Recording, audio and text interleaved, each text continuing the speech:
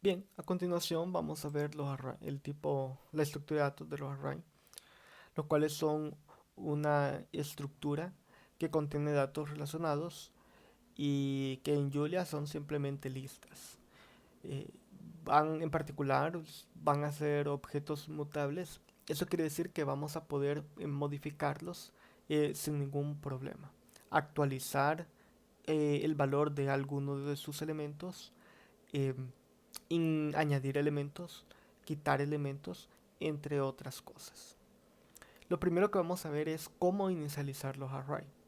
Este puede hacerse de varias maneras y a continuación se va a explicar cuando se utiliza el constructor explícito. En este caso, acá estamos construyendo un array de tres dimensiones y aquí estamos especificando de forma clara que es un array de 5 por 2 por 2. Y que sea de tres dimensiones y que tenga esos números significa lo siguiente, que vamos a tener dos arrays de 5 por 2. Y esto es precisamente lo que nosotros observamos aquí. Aquí tenemos el primer array o la primera matriz de 5 por 2 y acá la segunda matriz. Ahora bien, acá se está especificando que este es un array que va a contener elementos del tipo float64. Para inicializar con el constructor explícito, entonces acá se utiliza el keyword undef. Esto de aquí está especificando que va a ser un array que va a contener una determinada cantidad de datos. De antemano estamos determinando la cantidad de datos que va a contener ese array. Y este es dos arrays de 5 por 2 como podemos observar. Em, Ahora acá se está inicializando un array de 5 por 2 y acá estamos indicando que los elementos que va a contener ese array va a ser del tipo entero. Entonces este es un array de dos dimensiones, a diferencia de este que es un array de tres dimensiones. Y acá se está inicializando un array de una dimensión que va a contener 5 elementos. Y esto se indica que van a ser del tipo entero. Entonces, solamente algunas notas que cuando se utiliza el constructor explícito, hay que especificar el tipo de dato, hay que indicar las dimensiones del array. Y también se tiene que colocar dentro de los paréntesis, así como vimos en estos tres ejemplos, el keyword undef. Ahora bien, en muchas ocasiones vamos a querer inicializar un array vacío. Entonces, para hacerlo se puede hacer con el constructor explícito nuevamente, solo que entre paréntesis ya no vamos a colocar nada, simplemente vamos a colocar los paréntesis y aquí se va a indicar eh, las dimensiones, bueno, del array, el tipo de dato. En este caso vemos que estamos indicando que es el tipo de dato any. Los elementos van a ser del tipo de dato any. ¿Qué quiere decir esto? Que en realidad no estamos determinando el tipo de dato de los elementos de la lista. Es decir, que va a poder contener, en este caso, enteros, va a contener eh, flotantes o va a poder contener cadenas. Y en este caso también se está inicializando un array vacío y también esto no se está indicando el tipo de elemento, el tipo de dato de los elementos, porque en este caso se dice que es n. Entonces, esta lista, al igual que la anterior, puede contener cualquier tipo de dato. Bien, eh, en este caso, pues estas van a ser listas de una dimensión. Acá se están inicializando también listas de una dimensión, nuevamente con el constructor explícito, pero a diferencia de antes estamos especificando que los elementos van a ser de un tipo específico, que en este caso es float64, al igual que acá. Se está indicando que los elementos que va a contener esa lista es del tipo float64. Acá se puede comparar claramente cuáles son las salidas, eh, lo que retorna al ejecutar esta celda. y aquí ustedes pueden notar la diferencia. Entonces, esas son cosas que hay que tener presente al momento de trabajar con esta estructura de datos. Ahora bien, podemos nosotros añadir elementos a las matrices, perdón, a los arrays, y lo podemos hacer a través del método push. Cuando queremos insertar un elemento y este es de un tipo diferente al cual se había establecido que iba a contener los elementos, automáticamente se intenta hacer una conversión. En este caso, array sub 4 habíamos indicado que iba a tener elementos del tipo float64, sin embargo aquí estamos añadiendo un elemento que es del tipo entero. En este caso se utiliza entonces la promoción de tipos de Julia y ese 2, que es un entero, es promovido a un objeto tipo flotante y por eso es posible realizar esta operación. En cambio, ¿qué pasa si nosotros intentamos añadir un elemento que no puede ser convertido? Por ejemplo, en el caso aquí de hola, eh, entonces va a tirar un error. Acá array sub 5 es un array se especificó y va a contener solamente elementos del tipo float64. Sin embargo, aquí se estaba intentando añadir la cadena hola, pero arroja un error porque vemos que esa cadena no puede ser convertida a un objeto de tipo flotante o a un float64 en este caso. Y muy bien. Otra manera de inicializar los arrays es hacerlo de forma manual. Acá, array plus 6, estamos inicializando un array de una dimensión y que va a tener tres elementos, los elementos 1, 2 y 3. Y aquí observamos que entre corchetes se colocan los elementos separados por coma.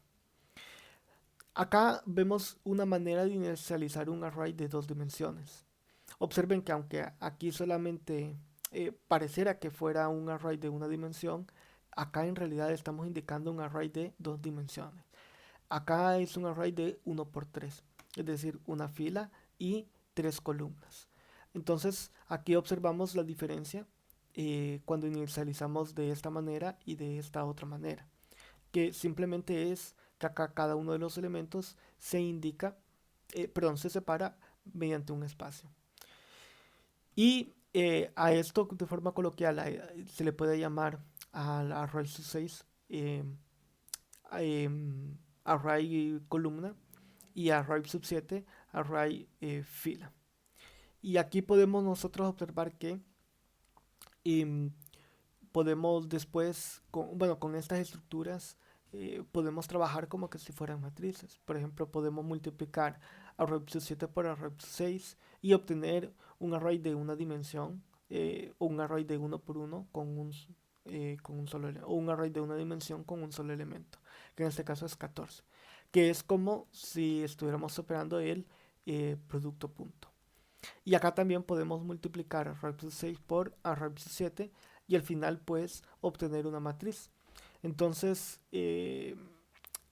con los arrays podemos realizar operaciones conocidas entre matrices. Ahora podemos inicializar también array de dos dimensiones combinando lo que ya conocemos. Acá por ejemplo estamos viendo que estamos concatenando tres arrays y cada uno de los arrays está separado eh, una, por un espacio. Entonces observamos que el primer array se convierte en el array de dos dimensiones en la primera columna, el segundo en la segunda columna y el tercero en la tercera columna. Es decir, que estamos añadiendo elementos a este array a través de las columnas y por columnas. Esto de aquí en realidad es una concatenación de tres elementos o una concatenación de tres arrays y resultados similares se puede hacer si concatenamos esos arrays a través de la función hcat como acá lo miramos en funcionamiento. Acá vamos a mostrar entonces otra manera cómo pueden ser inicializados arrays de dos dimensiones. En el caso anterior se mostró que podrían añadirse los elementos por columna, ahora mostramos que los elementos pueden añadirse por fila. En este caso acá añadimos los elementos de la primera fila y acá añadimos los elementos de la segunda fila. Y cada uno de estos pues van a ser array columnas separados por un punto y coma. Esta acción que está aquí es similar o equivalente a cuando utilizamos el método bcat, en el cual vemos que estamos eh, concatenando dos array columnas. Y entonces observamos que el resultado de utilizar este o esto pues es lo mismo. En realidad, esto de aquí de fondo está implementando una función bcat. Para saber un poco más de esto, pues pueden leer un poco en el manual de Julia sobre los array. Ahora, Julia ofrece ciertas funciones que nos permiten inicializar arrays especiales. Por ejemplo, podemos crear un array de ceros a través de la función o del método ceros. Acá especificamos la dimensión y acá especificamos el tipo de dato. Entonces este es un array de ceros de una dimensión con 4 elementos del tipo int64. Acá estamos mostrando que estamos inicializando un array de ceros cuyos elementos van a ser del tipo float64 y va a ser de 2 dimensiones, un array de 4x4. También podemos inicializar un array de unos a través del método once. Aquí en este caso pues estamos inicializando un array de una dimensión con 3 elementos y los elementos van a ser del tipo float64. Acá es un array de unos de 2 dimensiones cuyos elementos son del tipo float64 y la dimensión de 3x3. Bien, estos entonces es cómo se inicializan los arrays. Y aquí se les deja en el documento los enlaces para que puedan leer un poco más de ello en la documentación de Julia. Ahora miremos algo que es bastante interesante, bueno, crucial a la hora de trabajar con un array, y es cómo se pueden acceder a los elementos. Acá recordamos que es array sub 6, que en este caso es un array de una dimensión con 3 elementos. Acá estamos ingresando al primer elemento de este array. Como pueden observar, a diferencia de otros lenguajes de programación, acceder al primer elemento no es con 0, sino con 1. Por lo que esto nos quiere decir que Julia tiene indexación base 1. Y de esta manera podemos indicar entonces cualquiera de los elementos. En este caso estamos ingresando al segundo elemento y obtenemos el valor de 2, que podemos efectivamente comprobar que el segundo elemento tiene un valor de 2. Bien, entonces con los corchetes indicando con el índice, la posición del elemento, podemos acceder a los elementos de un array. En este caso, este es cuando se utiliza un array de una dimensión. ¿Qué sucede con un array de 3 dimensiones? Y como acá tenemos el ejemplo, este es un array de 2x2x3. Esto indica que van a existir 3 arrays de 2x2, como nosotros lo observamos claramente. Ahora bien, acá podemos acceder a los elementos de ese array a través de una terna de números. Entonces aquí estamos indicando que vamos a acceder al elemento 1, 1 del segundo array. Entonces aquí tenemos el segundo array y este sería el elemento 1, 1, que en este caso es hola 1. Entonces estamos accediendo a este elemento. Ahora, podemos acceder a varios elementos a la vez. Entonces la respuesta es sí. Y para ello utilizamos una estructura de datos que ya se había visto previamente, que es el objeto de tipo rango. Aquí en este caso observamos que estamos indicando una secuencia de números de 2 a 3 y aquí estamos diciéndole que vamos a acceder a los elementos en la posición 2 y en la posición 3. Por lo tanto, obtenemos acá el elemento 2 y el elemento 3, que es el segundo y tercer elemento de array sub 6. Esto de aquí pues puede ser también mostrado con o usado para un array de 3 dimensiones. Recordemos este array de 3 dimensiones que fue inicializado anteriormente. Bien, acá estamos obteniendo o accediendo a todo el array, a todo el segundo array. Y aquí entonces vemos que está indicado que queremos acceder al segundo array. Y acá con estos 2 puntos estamos indicando que queremos acceder a lo largo de todos los elementos de las dimensiones respectivas. Entonces, aquí estamos diciendo a todas las filas y aquí estamos diciendo a todas las columnas. Y por eso acá observamos entonces que obtenemos todo el array de 2 por 2, todo el segundo array de 2 por 2. Ahora bien, podemos acceder, así como antes, utilizando la secuencia de números. Entonces, en este caso aquí vamos a acceder, estamos diciendo que queremos acceder al tercer array, es decir, a este elemento de acá. Y acá estamos a la primera fila, las columnas 1 y 2. Entonces, este sería el tercer array y esta sería la primera fila y este sería la columna 1 y la columna 2. Por lo que vamos a obtener o vamos a acceder a estos 2 elementos. Y acá observamos que efectivamente accedemos a ellos. Y acá entonces podemos observar que em, podemos acceder, aquí estamos indicando que queremos acceder al primer array, que en este caso sería esto que estamos indicando acá.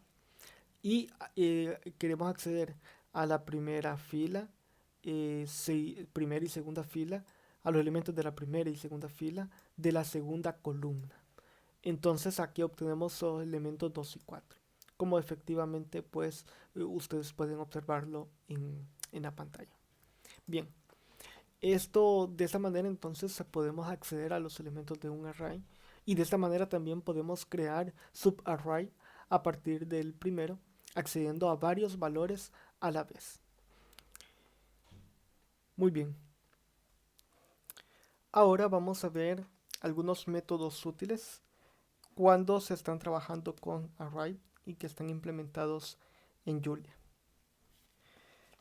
Algo que hay que tener en cuenta cuando miremos estos métodos es lo siguiente, que cuando estos métodos tienen implementado el signo de admiración al final del nombre, es porque van a modificar el array y que topa por argumento.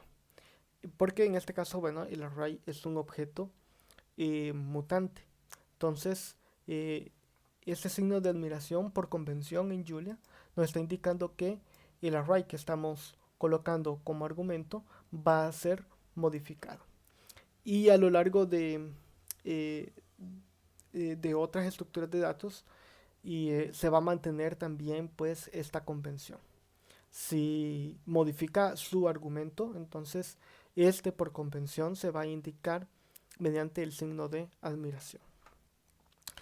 Entonces, sin más preámbulos, miramos cuáles son algunos de esos métodos útiles cuando se trabajan con array, que como hemos dicho son listas.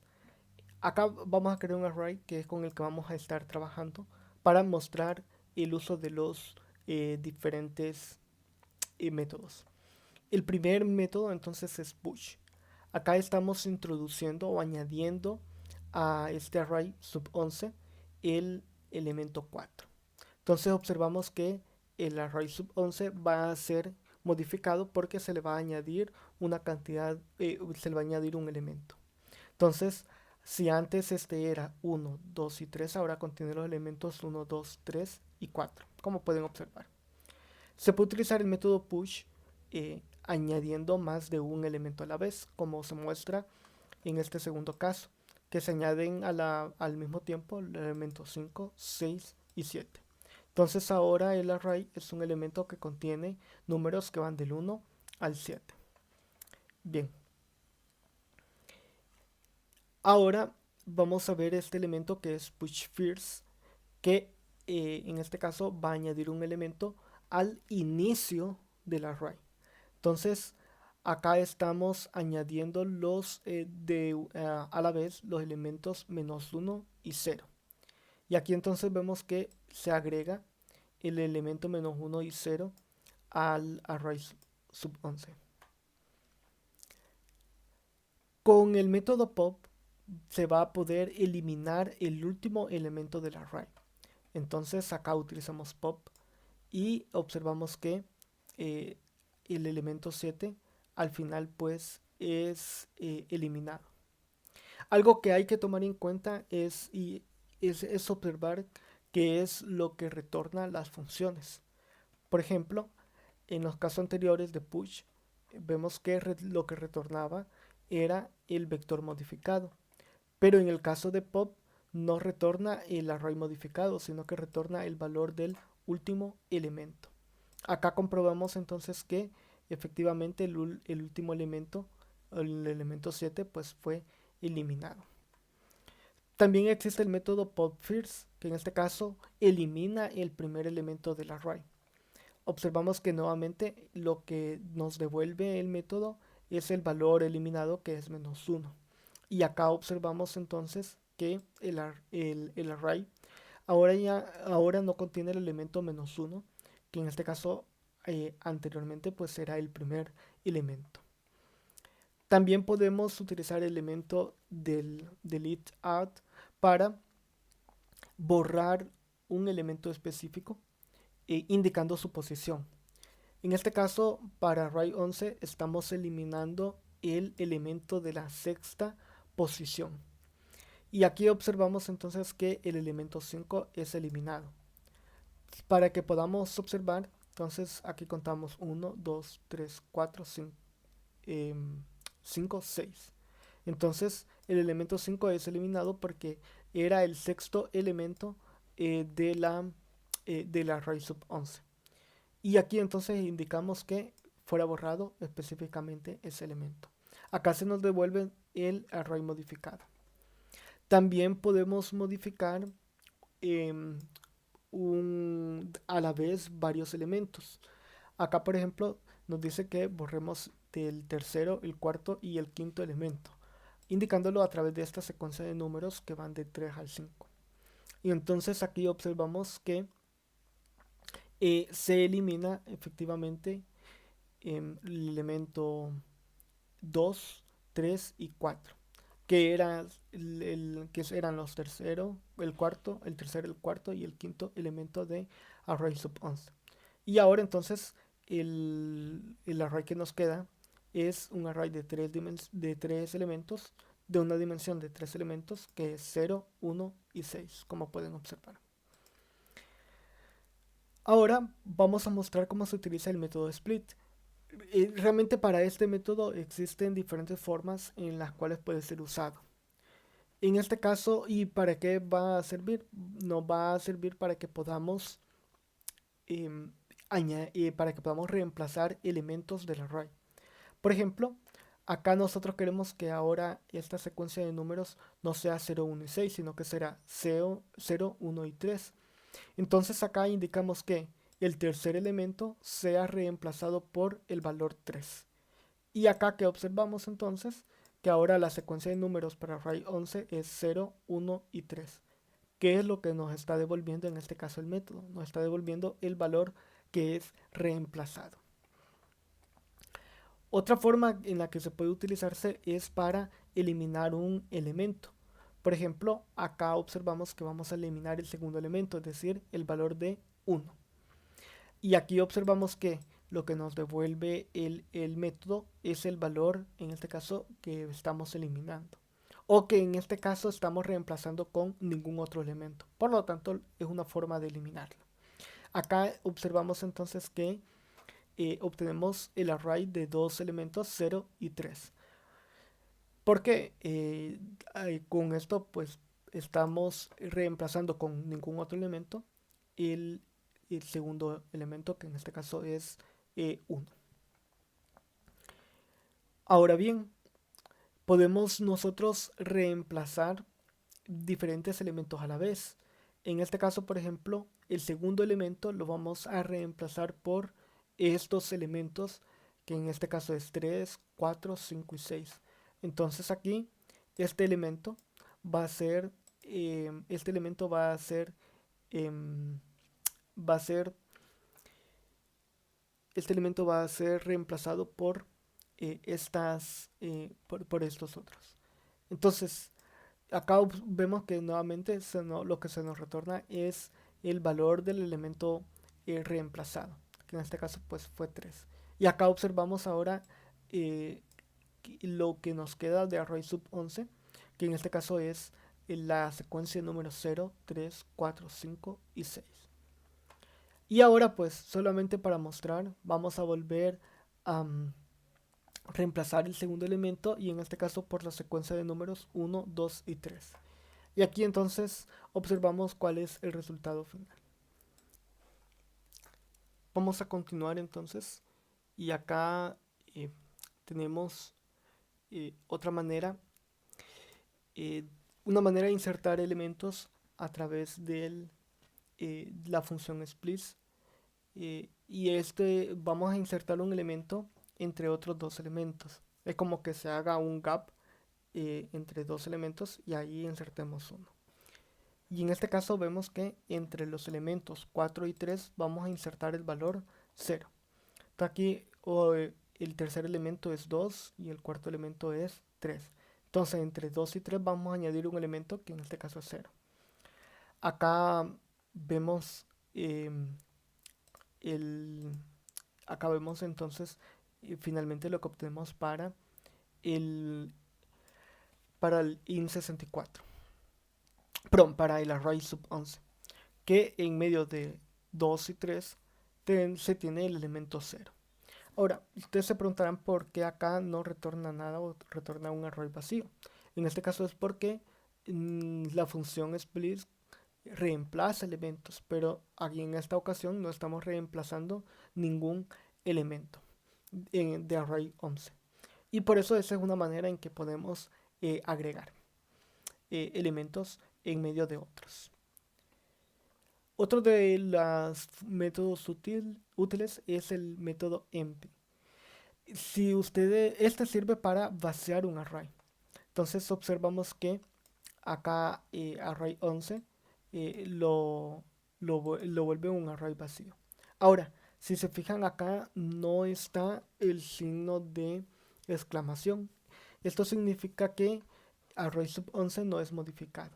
Y entonces si por ejemplo después de ejecutar esta y después de ejecutar este método, entonces observamos que el array sub 11 se mantiene inalterado. Ahora, ¿qué pasa si utilizamos la versión de empty que se encuentra o que tiene el signo de exclamación? Acá entonces vamos a observar que array sub 11 efectivamente se vuelve un array vacío, porque esta función sí modifica al array. Entonces ahí recordamos lo que se había explicado acerca de la notación o la convención que se ha tomado en Julia.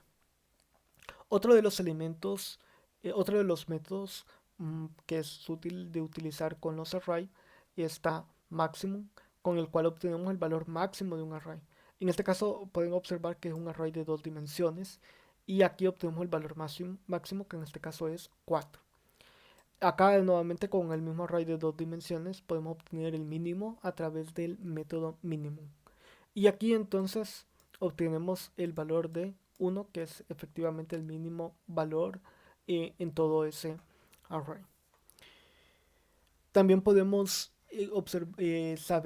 saber si un array está vacío a través de la función isEmpty. Recordamos que array sub 11 fue un array que lo modificamos y quedó vacío. Por eso cuando utilizamos la función isEmpty, preguntando si está vacío array sub 11, nos sale que eso es verdadero. En el caso de array sub 10, pues es un array que no está vacío.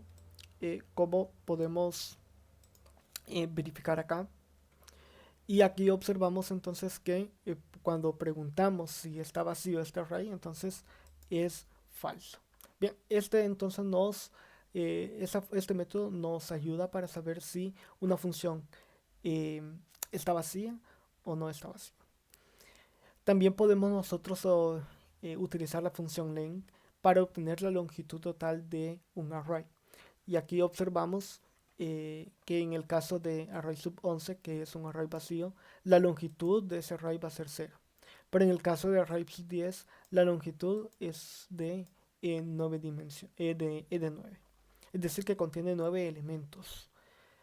Eh, con size, esta función, podemos obtener del array cuáles son las dimensiones. Entonces, a array sub 4 vemos que es una dimensión, es un array, perdón, de una dimensión y que contiene un solo elemento. En el caso de array sub 1 vemos que es un array de 3 dimensiones y en este caso tiene la dimensión 5 por 2 por 2. Entonces con array vamos a obtener una tupla en el cual nos van a devolver las dimensiones de ese array. Bien, acá se les deja en el manual de un enlace al manual de Julia, el cual contiene más información acerca de esta estructura de datos.